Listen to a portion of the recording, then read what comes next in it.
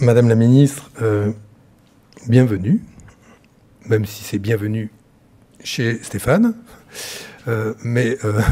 Cher Stéphane, Monsieur le Président, ravi de pouvoir lancer ce mois de l'ESS ici, dans un des fleurons à la fois de la mutualité et de l'économie sociale et solidaire. C'est important pour nous. Vous avez pu avoir un aperçu dans l'échange que nous avons eu avec Stéphane Junique juste avant cette réunion de l'importance des missions qui sont celles du groupe Vive, de l'accompagnement que ce groupe, à travers ses différentes composantes, exerce auprès des Français, dans l'accès aux soins, à la santé, la protection sociale. Quand je dis que c'est un des fleurons, je pèse mes mots. C'est aujourd'hui, à travers la MGN, à travers Harmonie Mutuelle, nous avons là deux acteurs indispensables de l'intérêt général, de l'accès aux soins, de la protection des Français. Et c'était important qu'on se retrouve ici et qu'on puisse avoir avec vous un échange à la fois franc, optimiste. On peut être franc sans être d'ailleurs ni brutal ni agressif, je vous rassure. C'est pas du tout le genre de l'économie sociale et solidaire. Mais nous allons essayer de partager avec vous à la fois des inquiétudes, mais voyez cela, je trouve que la conclusion de Stéphane Junique était très juste et très fidèle à ce que nous sommes. L'économie sociale et solidaire a plutôt comme tradition de se placer au service de l'intérêt général. Et en se plaçant au service de l'intérêt général, nous cherchons des solutions et nous allons essayer dans les semaines qui viennent, dans les mois qui viennent, de chercher avec vous ce qui nous semble être la meilleure voie pour répondre à ce que sont les demandes fondamentales de nos concitoyennes et concitoyens dans tous les champs qui sont ceux que nous couvrons. Et c'est pour ça que nous avons voulu, pour commencer, cette année, placer ce mois de l'ESS sous le signe de comment réparer la démocratie. Parce que l'ESS, c'est évidemment une contribution économique, c'est évidemment une contribution à la création d'emplois, c'est évidemment une contribution à la cohésion sociale dont personne ne doute aujourd'hui, mais c'est aussi une contribution indéniable à la qualité de vie démocratique en France. Et je voudrais démarrer de cela, puisque c'est ainsi que nous avons voulu, en tout cas sous cet horizon-là, que nous avons voulu placer ce mois de l'ESS. Nous aurons l'occasion d'y revenir tout à l'heure sur ce que ça signifie, le mois de l'ESS. C'est vraiment un événement qui se décline sous 1001 formes, dans 1001 territoires. Mais ce qui m'importait à cette heure-ci, avant de vous donner la parole, c'est donc de resituer cet événement dans le contexte. Pourquoi réparer la démocratie ? D'abord, parce que, indiscutablement, elle a été en meilleure santé. Elle a été en meilleure santé et je vais m'appuyer là-dessus sur les travaux de deux organisations de l'économie sociale. Une qui n'est pas française, qui est suédoise, qui fait ce qu'on appelle le Democracy Report chaque année. C'est une ONG suédoise. Et une autre qui est française, la Fondation du Coin des Mille, pour poser les termes du débat qui est le nôtre, mais aussi du contexte à l'intérieur duquel nous évoluons, vous évoluez, et à l'intérieur duquel il faut apprécier les choix politiques qui sont faits, le budget de la nation en étant évidemment un éminent. La première organisation de l'économie sociale, l'ONG dont je voulais vous parler, s'appelle VDEM Institute. C'est un institut suédois qui, chaque année, consacre ses travaux à évaluer quelle est l'évolution du contexte démocratique à l'intérieur duquel nous travaillons. Et son rapport, chaque année, est de plus en plus inquiétant. Je vous donne les chiffres du rapport 2024. 5,7 milliards d'habitants de la planète vivent sous des autocraties, des régimes autocratiques. Donc 70% de la population mondiale ne vit pas dans des démocraties. Et ce qui est plus inquiétant dans ce qu'il constate, c'est que les démocraties qui existent, la nôtre en est une, sont travaillées de l'intérieur par des tendances qui sont des tendances aux yeux de cette ONG inquiétante, qui touchent la liberté d'expression, la contestation des élections ou la liberté d'association, un des piliers de la démocratie. J'y reviendrai dès lors que, à l'intérieur de l'économie sociale et solidaire, il y a le mouvement associatif représenté représentatif des innombrables associations qui incarnent ce principe démocratique qui est la liberté pour les citoyens de s'associer, la liberté d'association. Donc le Vedam Institute constate qu'en 2024, tous ces principes se dégradent, y compris dans les démocraties, qu'ils ne conquièrent pas en quelque sorte de place dans les régimes autocratiques, mais qu'ils perdent du terrain même dans les démocraties. Et cela fait écho au travail remarquable d'une fondation que connaît bien Damien Baldin, qui est ici, qui représente les fondations et les fonds de dotation au sein de SS France, qui est la fondation du Camp des Milles. La fondation du Camp des Milles, donc attachée au Camp des Milles, dont chacun connaît l'histoire, et qui s'attache depuis maintenant près d'une quinzaine d'années, je crois, à mener un travail pluridisciplinaire pour étudier les conditions par lesquelles passent différentes sociétés qui basculent de la démocratie vers des régimes autoritaires. En clair, la fondation du Camp des Milles sert la mémoire du Camp des Milles et de celles et ceux qui ont été victimes de la barbarie et de la barbarie nazie pour essayer d'étudier comment ne pas récidiver et basculer d'une république, d'une démocratie à un régime autoritaire. Dans ce travail pluridisciplinaire réalisé par la Fondation du Camp des Milles, encore une organisation de l'économie sociale et solidaire, elle a réalisé, donc créé un indice qui s'appelle l'indice AARD. En cela, elle est fidèle à l'ESS qui crée des acronymes absolument épouvantables. Donc l'AARD, c'est l'indice d'alerte et d'analyse républicaine et démocratique qui donc séquence en quelque sorte le passage d'un régime démocratique vers un régime autoritaire. Or, depuis la création de cet indice, que nous dit la Fondation du Camp des Milles, depuis 33 ans, aujourd'hui,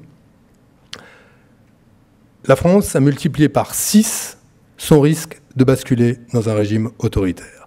Et nous sommes, selon la Fondation du Camp des Milles, à la séquence 2 de l'étape numéro 2, celle où pourrait être menacé, je cite, l'état de droit, où il pourrait y avoir des arrestations arbitraires et une mise en cause de la liberté de la presse en raison du monopole de l'information par un certain nombre de grands groupes privés.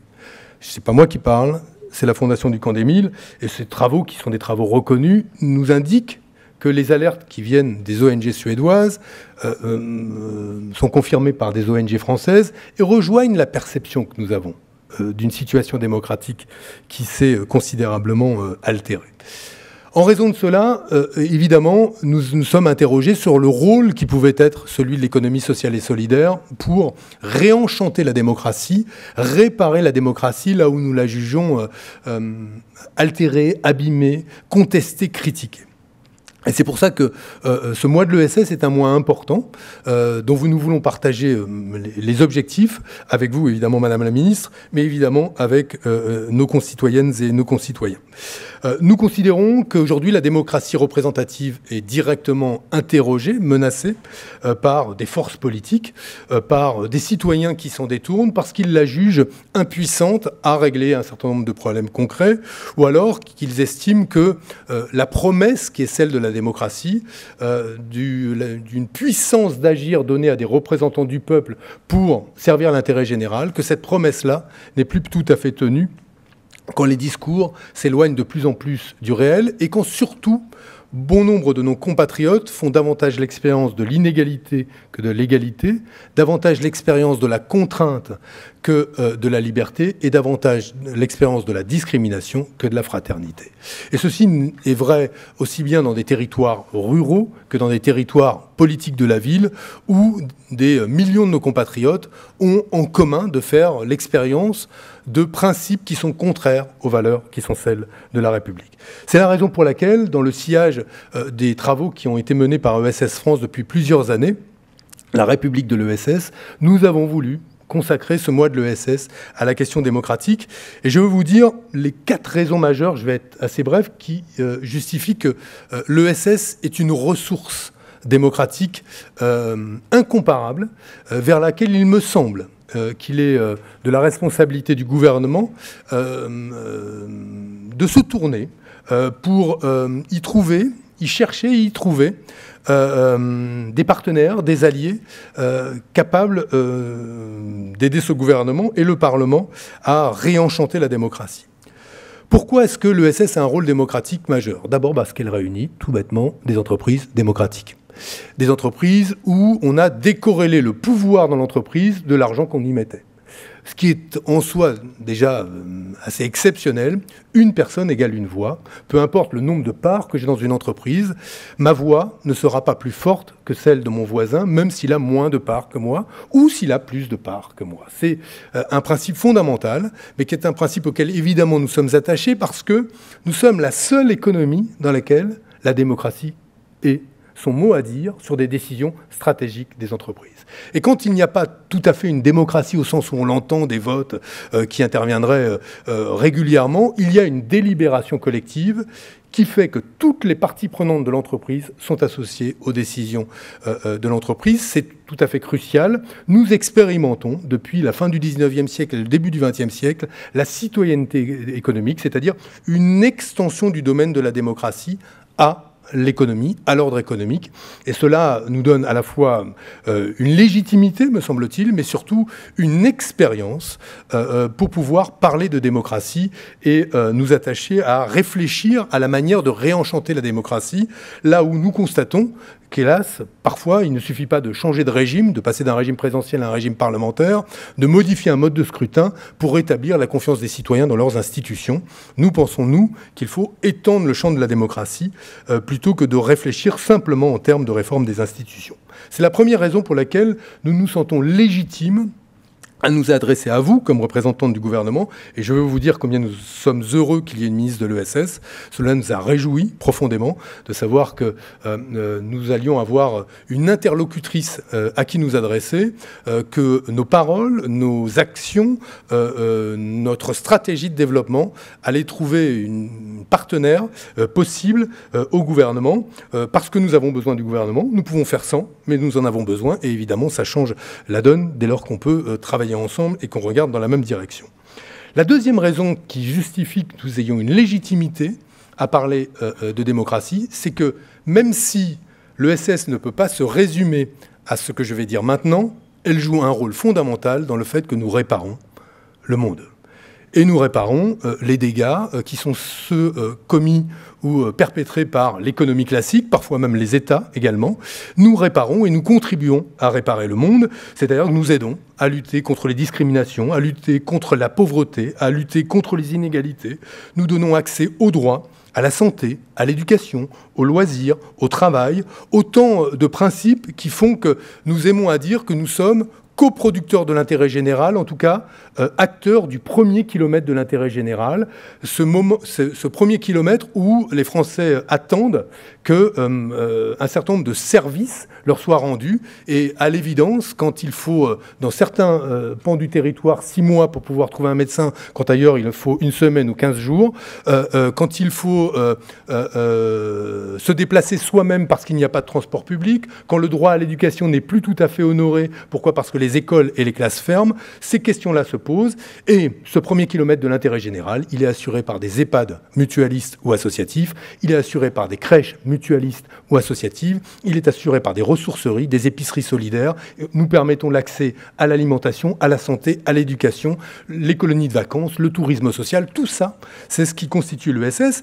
Et à partir du moment où nous sommes contributeurs à la cohésion sociale, nous sommes aussi, à l'évidence, un acteur qui honore la promesse républicaine et renforce la démocratie. La troisième raison pour laquelle nous sommes légitimes à parler démocratie, c'est qu'au cœur de SS France, il y a le mouvement associatif. Et le mouvement associatif est le garant de la liberté d'association. Quelque chose qui est fondamental à nos yeux, la possibilité pour des citoyens de s'associer et de porter un projet qui est un projet qui contribue à l'émancipation des individus, des personnes. Cette liberté d'association, nous estimons, je vous le redis, qu'elle a été abîmée par le contrat d'engagement républicain qui conditionne l'accès à un certain nombre de financements au principe de signer cela. Nous n'avons pas attendu que ce contrat existe pour que les associations s'inscrivent pleinement dans la promesse républicaine. Elles l'avaient fait depuis très très longtemps. Elles sont même un des piliers aujourd'hui de ce qui peut s'appeler la santé démocratique de la France. Et ce contrat d'engagement républicain est venu jeter une forme de suspicion sur le mouvement associatif, plus généralement sur le secteur associatif. Et il nous semble qu'il faut restaurer cette liberté d'association pour que l'initiative citoyenne, là encore, puisse pleinement s'épanouir. Troisième principe. Et le quatrième, je voudrais terminer par cela avant de vous dire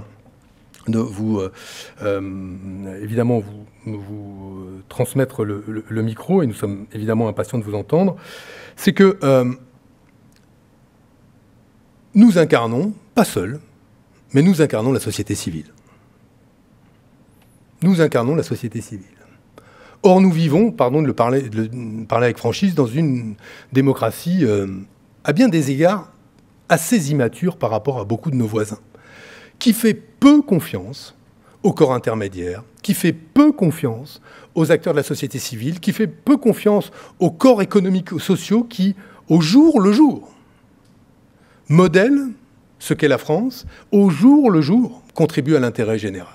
Comme si la démocratie était devenue, devait se résumer à la démocratie représentative, et que la démocratie citoyenne, la démocratie directe, la démocratie sociale ne pouvait pas avoir voix au chapitre.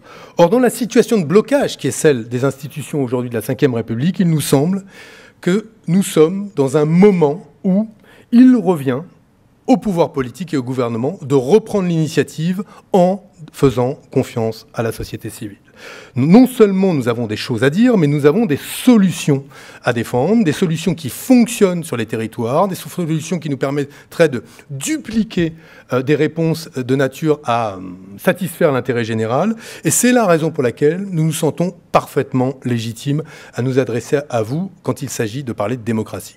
J'ajouterai à titre personnel que si la société civile ne s'était pas engagée, peut-être serions-nous avec l'extrême droite aujourd'hui au pouvoir, et qu'il s'agirait que celles et ceux qui sont détenteurs de la légitimité de parler au nom de tous les Français se rappellent aujourd'hui du rôle qui a été celui de la société civile et à l'intérieur de celle-ci de l'économie sociale et solidaire pour éviter le pire à la nation, c'est-à-dire l'extrême droite au pouvoir. Je rappelle d'ailleurs que l'extrême droite nous a ciblés, nous, comme un de ses principaux adversaires, jugeons bon dans les débats parlementaires de faire un amendement au budget proposé par le gouvernement qui consistait à passer de, pas beaucoup, mais à zéro, les crédits dédiés à l'ESS. C'était là la suppression intégrale des moyens de l'économie sociale et solidaire, avec un exposé des motifs que je vous invite à lire. Je ne veux pas faire trop de politique, mais à ce niveau de génie économique, là, c'est le pompon. Hein. C'est vraiment comme quand on était dans les manèges, c'est la queue du Mickey. Là, vraiment, je veux dire, même au niveau collège, je pense qu'on faisait un exposé des motifs un peu plus solide économiquement que celui-là, déniant aux organisations de l'ESS toute contribution à la création de valeur économique, ce qui était quand même vraiment... Je veux saluer le génie des auteurs de cet amendement, comme en l'occurrence, c'est tout le groupe qui l'a signé du Rassemblement national. Je les mets avec un grand plaisir tous dans le commentaire que je viens de faire, parce qu'ils ne méritent pas davantage. Je rappelle la suppression intégrale des crédits dédiés à l'ESS dans la proposition de l'extrême droite française. Alors justement, je voudrais terminer en conclusion par le budget. Ça ne nous va pas. Pour plein de raisons. Ça ne nous va pas. Je le redis, quand l'UDES estime à 186 000 emplois le nombre d'emplois menacés en application de ce budget, ça justifiait que nous nous adressions au Premier ministre, comme nous l'avons fait, avec les représentants de la coopération, du monde associatif, des mutuelles de santé, des mutuelles d'assurance, des fondations et des fonds de dotation et des entreprises sociales. Nous nous sommes adressés à lui pour lui dire « ça ne nous va pas ». Nous ne pouvons pas, nous, accepter que sur ce premier kilomètre de l'intérêt général, des milliers d'emplois soient détruits et derrière, 1001 liens sociaux derrière chacun de ces emplois. Ce serait ne rien retenir de ce qui s'est passé avant que de faire cela. La deuxième raison pour laquelle ça ne nous va pas, c'est que baisser en plus les budgets des collectivités locales se répercutera inévitablement sur les acteurs de l'économie sociale et solidaire. Ça fait deux lames. À ces deux lames s'en rajoute une troisième, la possibilité que la ligne qui concerne l'ESS dans le budget, le programme 305, soit aussi significativement baissée, alors que dans ce fameux programme 305 qui concerne la stratégie économique de la nation, tout le monde s'en sort, sauf l'ESS. Ça n'est pas acceptable. Au moment où nous disons et nous clamons que nous avons besoin de moyens supplémentaires pour avoir un effet levier dans les territoires, notamment en faveur des chambres régionales de l'ESS, des dispositifs DLA, des PTCE et des réseaux ESS, on ne peut pas réduire les moyens. Je veux dire, il n'y a même pas accord sur le maintien des moyens. Tant, en fait, ces moyens nécessaires dans le cadre de ce programme 305 sont indispensables pour compenser ce que vont être les effets indiscutablement négatifs d'une baisse des concours publics directs de l'État aux acteurs de l'ESS et indirectement à travers la baisse des concours publics aux collectivités locales. J'y ajouterais que Stéphane est un hôte merveilleux, hein, parce qu'il aurait pu aussi évoquer que dans le PLFSS, il y a des transferts de charges sur les complémentaires censés en raison de la hausse du ticket modérateur et du fait que l'augmentation de la consultation des généralistes va être supportée essentiellement par les acteurs mutualistes. Je rappelle que les acteurs mutualistes, qui ne sont pas non plus des magiciens et qui n'ont pas des poches pleines d'argent dans lesquelles on pourrait puiser allègrement, ces acteurs pourraient répercuter sur les cotisations des Français les conséquences de cela. Et enfin, dernier mot, l'alerte qui a été faite par le secteur des fondations, mais que vous connaissez, d'une potentielle initiative qui consisterait à diminuer les taux de défiscalisation de l'IFI qui vont financer clairement les fonds, les fondations. En clair, on s'attaque aussi à la générosité des entreprises et des Français.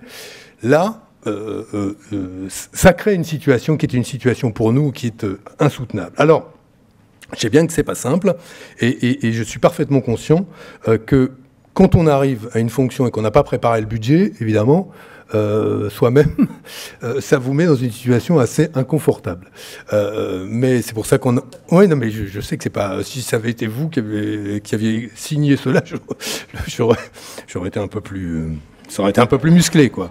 Vous voyez, là, donc là, je suis... Là, il n'y a pas de problème. Ce que je veux dire, c'est que pour la suite... ce qui sera important pour nous, quoi qu'il se passe, c'est que sur ce programme 305, une fois qu'aura été validé les montants, nous souhaitons être associés à l'allocation des ressources à l'intérieur de ce programme 305, au nom de la coopération entre les acteurs de la société civile et l'État. Nous souhaitons aussi que dans l'approche qui est celle des pouvoirs publics à l'égard des acteurs de l'ESS, je pense les dirigeants des CRES sauront de quoi je parle, mais de cet audit réalisé par le CGE sur les financements des CRES, on est dans cette situation où on doit se justifier des miettes qu'on reçoit pour faire mieux avec des miettes. Non, le sujet, c'est de passer de miettes à un financement qui permette aux CRES de pouvoir honorer la mission qui leur est donnée par la loi. C'est tout.